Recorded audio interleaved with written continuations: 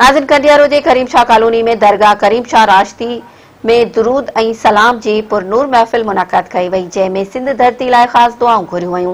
उन हवाले सां ॾिसूं मुमताज़ मला जी ही रिपोर्ट। जी नाज़रीन, आउं हिन वक़्तु कंडियारो शहर जे करीम शाह कॉलोनी में मौजूदु आहियां, जिते दरगाह करीम शाह राशिदी में सलात तुंज़ीन जो लख कढियो पियो वञे ऐं इन जो मक़सदु इहो आहे त मुल्क जे सलामतीअ जे लाइ दुआऊं घुरियूं पियूं वञनि। अचो त हिते ईंदड़ ज़ाहिरीन सां ॻाल्हि ॿोल कयूं त हुननि जो छा चवणु आहे। अला सय्यिदिल अंबिया वल मुरसलीन, अम्मा बाद, फ़अऊज़ु बिल्लाहि मिनश शैतानिर रजीम, बिस्मिल्लाहिर रहमानिर रहीम।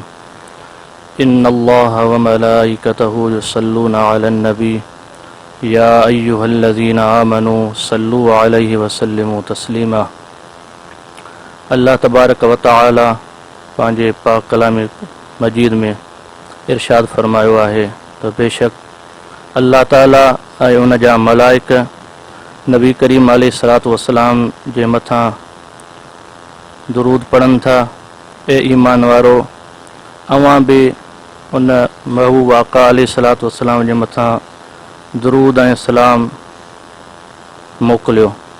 तव्हां हिते कंडियारो शरीफ़ में अॼु राशिदी ख़ानदान जे आस्थाने ते जेको आहे सो आया आहियूं। हिते लख सलात शरीफ़ जो प्रोग्राम आहे। हिते तमामु आलम सगोरा ऐं तमामु आशिक़े रसूल असां सभु गॾु थिया आहियूं इन यादि में दुरूद सलात जो नज़रानो ॾियण लाइ।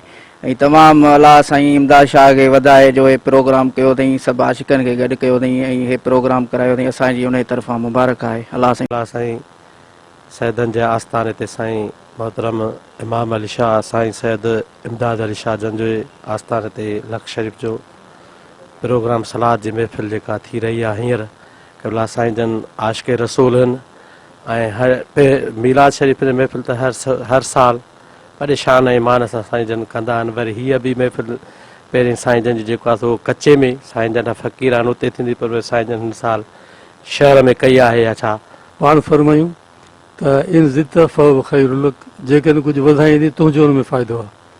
फरमाइनि था वरी मूं अर्ज़ु कयो त वक़्त जा पंहिंजो निस्फ़ वक़्त जो अधु वक़्त जो मां दुरूद शरीफ़ में अर्ज़ु सर्फ़ कयां ऐं बाक़ी वक़्तु मां ज़िक्र फ़िक्र में दुआ में सर्फ़ कयां। रूहानी तौर मदीने वारे महबूब सल्लल्लाहु अलैहि वसल्लम सां वेझो थो करे। अल्लाह जे हबीब फरमायो, जंहिं मूं ते हिकिड़ो भेरो दुरूद शरीफ़ पढ़ियो, अल्लाह ताला उन जा 10 गुनाह माफ़ फरमाईंदो आहे, उन जा 10 दर्जात बुलंद थींदा आहिनि। जीअं त अॼु दरगाह हज़रत सैयद मोहम्मद करीम शाह राशिदी रहमतुल्लाह ताला अलैह ते सलात तुंजीना जी बासईद महफ़िल थी गुज़री आहे। हीअ सलाह शरीफ़ जो प्रोग्राम असां पंहिंजे मुल्क जे ख़ैर सलामती ऐं भलाईअ जे लाइ रखायो आहे। दरगाह शरीफ़ जे तरफ़ां असांखे बाक़ाइदा तौर ते इहा तालीम ॾिनी वेंदी आहे त हर वक़्तु नबी पाक सल्लल्लाहु ताला अलैहि वसल्लम जे मथां सलात शरीफ़ पढ़ंदा कयो। मौजूदा बादशाह बि सदाईं पंहिंजे ख़िताबात में इहो फरमाईंदा आहिनि त जो वक़्तु अव्हां वांदा आहियो त नबी पाक अलैहि सलातु वसलाम ते सलात शरीफ़ पढ़ंदा कयो।